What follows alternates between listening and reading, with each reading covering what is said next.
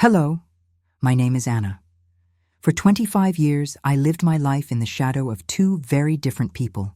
My mother, Evelyn, was like sunshine. She was the founder and the creative heart of our family company, Evergreen Designs. It was a high-end landscape architecture firm. My mother did not just plant gardens. She created living art. She was kind, brilliant, and everyone who met her loved her. The business was her passion. It was her legacy. Before we move forward, show a little love. Please take a second to like this video, subscribe to my channel, and comment where in the world you're listening from. I love seeing how far my stories travel. My father, Arthur, was the opposite. He was a shadow. He was cold, sharp, and cared about only two things: money and power. He was a lawyer who joined my mother's company as its legal counsel and chief financial officer. He managed the contracts. He managed the money. But he did not create anything. He only counted. He often looked at my mother, his beautiful designs, and would only talk about the cost of the plants. He looked at me, his only daughter, in the same way. He did not see a daughter. He saw an investment. He wanted me to be a lawyer just like him. He wanted me to join him in his world of numbers and cold, hard facts. I did not want that. I wanted to be like my mother. I loved her work. I spent my childhood in her gardens. I learned every plant, every flower, every design. I went to school for horticulture and design. I wanted to one day take over the creative side of Evergreen Designs. My mother loved this. She called me her little bloom. My father called it a waste of time. He said art was a hobby, not a business. He constantly told my mother she was too soft. He said she was naive about how the world worked. Our family was not a happy one. It was a cold business arrangement, held together only by my mother's warmth. She was the sun. My father was the cold, dark space around it. Then, 2 years ago, the sun began to set. My mother got sick. It was cancer. It was fast and it was cruel. I stopped everything. I moved back home. I quit my job at a different design firm to be with her. I spent every single day by her side. We sat in her favorite garden, the one she called her masterpiece. We talked for hours. We talked about life. We talked about the business. She told me her fears. She was not afraid of dying. She was afraid of what my father would do to her legacy. He does not understand the heart of it, Anna, she told me, her voice weak. He only sees the money. He will sell it. He will break it into pieces. Promise me you will protect it. Promise me. I held her hand. I promised. My father during this time was barely there. He went to important meetings. He spent his time at the office. He said he was managing the transition. He treated my mother's illness like an inconvenience, like a bad business deal. His coldness in those final months was a thing I will never forget. My mother died on a rainy Tuesday. My world ended. My light went out. After the funeral, the house became a tomb. It was just me and my father. And he was a stranger. 1 week later, we met with the lawyer. It was time to read the will. My father sat in his big chair. He looked bored. He was already the chief financial officer of the company. He already controlled all the accounts. He thought he knew exactly what the will said. He thought everything would go to him. He was about to get the surprise of his life. The lawyer, a kind man my mother had known for years, opened the document. He read through the first few parts. The house went to my father. Her personal items, her jewelry went to me. And then he came to the business. Evergreen Designs. All shares, voting rights, and full ownership of Evergreen Designs, the lawyer read. I leave entirely and solely to my daughter, Anna. The silence in the room was so loud I could hear my heartbeat. My father did not move. He just stared at the lawyer. His face, usually so pale and controlled, turned a dark, ugly red. What? He said. It was not a question. It was a sound, a low growl. The business is left to Anna Arthur, the lawyer said calmly. My father stood up so fast his chair fell over. He slammed his hands on the desk. That is impossible, he shouted. That woman was sick. She was on medicine. She did not know what she was signing. This is a fraud. The will is perfectly valid, Arthur, the lawyer said. Evelyn signed this 6 months ago. She was of sound mind, and I have the medical records to prove it. My father pointed a shaking finger at me. You, he yelled. You did this. You manipulated her. You poisoned her against me. You thought you could just steal my company? It was not your company, I said, my voice shaking. It was her company. I built that company, he screamed. I made it profitable. She was just a gardener. You are nothing. You are a naive child. And you will not get away with this. He stormed out of the room. That day, my father, the man who was supposed to protect me, declared war on me. 2 weeks later, I was served with papers. He was suing me. He was formally contesting the will. He claimed I had used undue influence on my mother. He claimed I had coerced her. He demanded that the will be thrown out. He demanded 100% of the company. He did not just want the business. He wanted to destroy me. He wanted to leave me with nothing. He wanted to prove that I was weak, just like he always said my mother was. The real fight began. I was not a lawyer. I was a designer. I was grieving my mother, and I was terrified. But I remembered my promise. I would protect her legacy. I hired my own lawyer, a smart, tough woman named Maria. She warned me this would be hard. Your father is a powerful man in this town, Anna, she told me. He has a lot of friends. He has been here for 30 years. We need to be prepared. The case was assigned to a judge.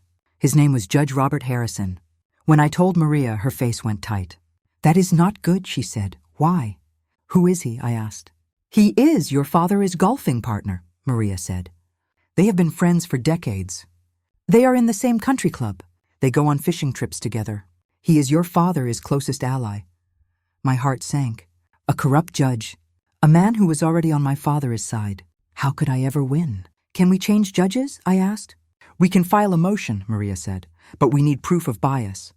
Just being friends is not enough. He will not step down. We have to fight him, and we have to fight him clean. The next few months were a nightmare. My father used his money to drag the case out. He filed motion after motion. He buried us in paperwork. He sent his lawyers to question me for hours. They twisted my words. They tried to make me look like a thief.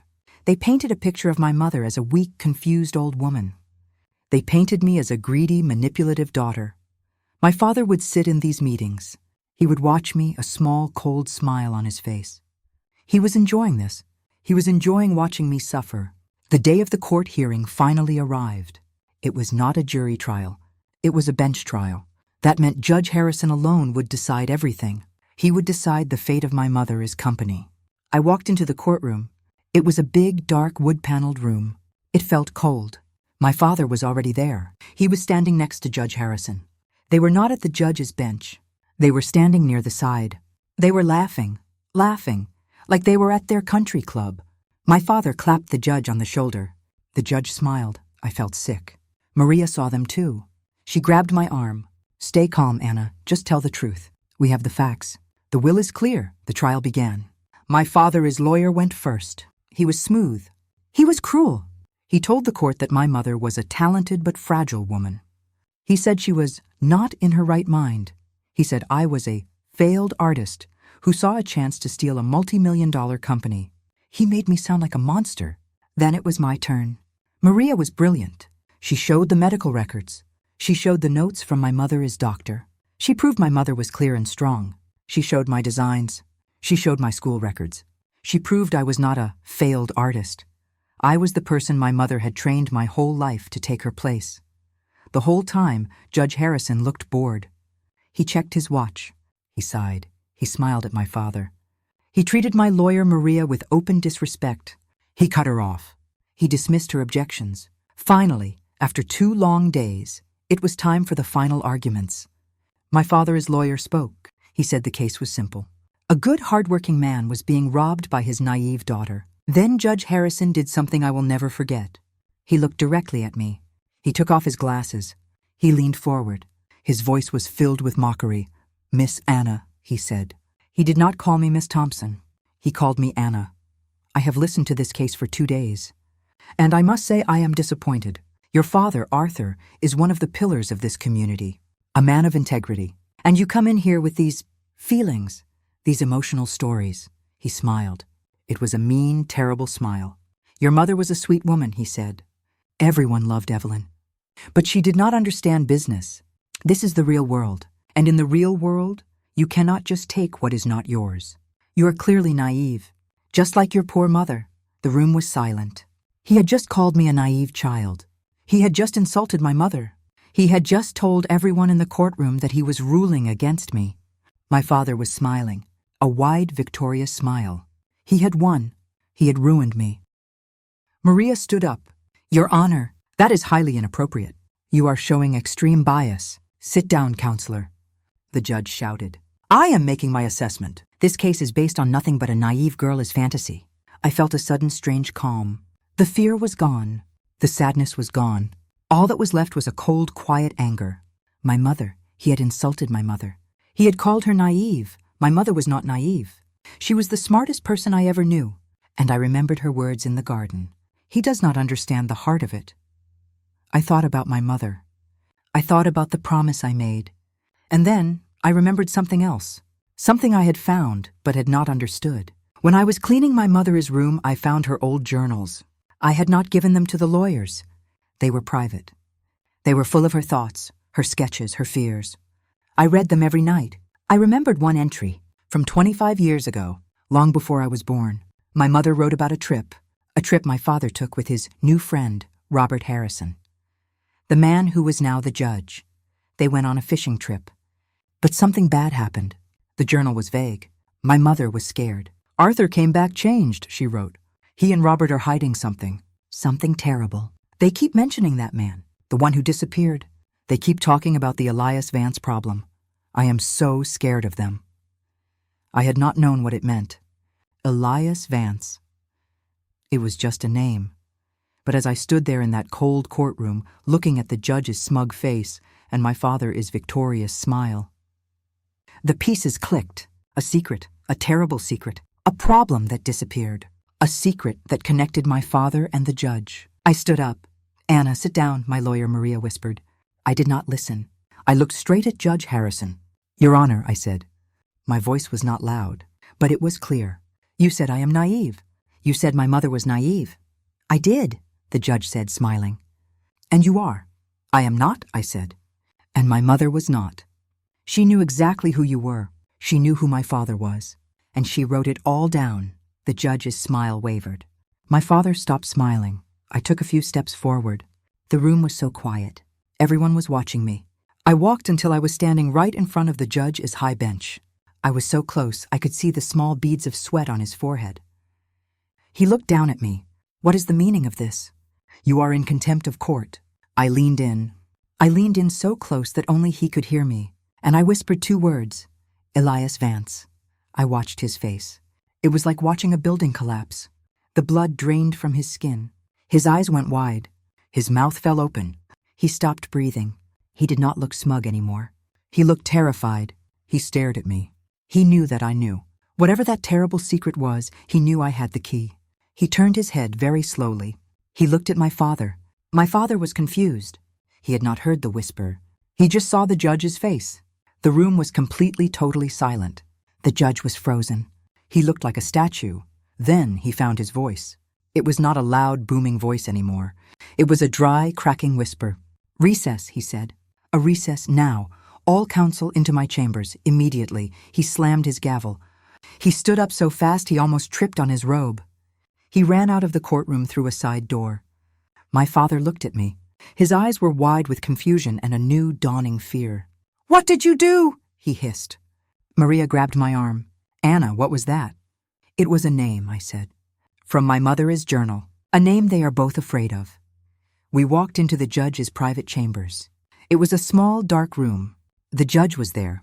My father was there. My father's lawyer was there. Maria and I were there. The judge was not sitting in his big chair. He was pacing. He was sweating. He looked like a trapped animal. What do you want? He said. He did not look at me. He looked at Maria. What? Maria said. Your Honor, I do not understand. Do not play games with me. The judge yelled. He pointed at me. She knows. What does she want? Now Maria understood. This was not a trial anymore. This was a negotiation. Maria looked at me. I nodded. She turned back to the judge. My client wants what is rightfully hers, Maria said. Her voice was pure steel. She wants her father to drop this lawsuit, today, right now. He will sign a paper. He will agree to never contest the will again. He will resign from the company. He will have no contact with my client, ever. My father started to laugh. This is insane. I will not be blackmailed by a child. You have no proof of anything. The judge turned to my father.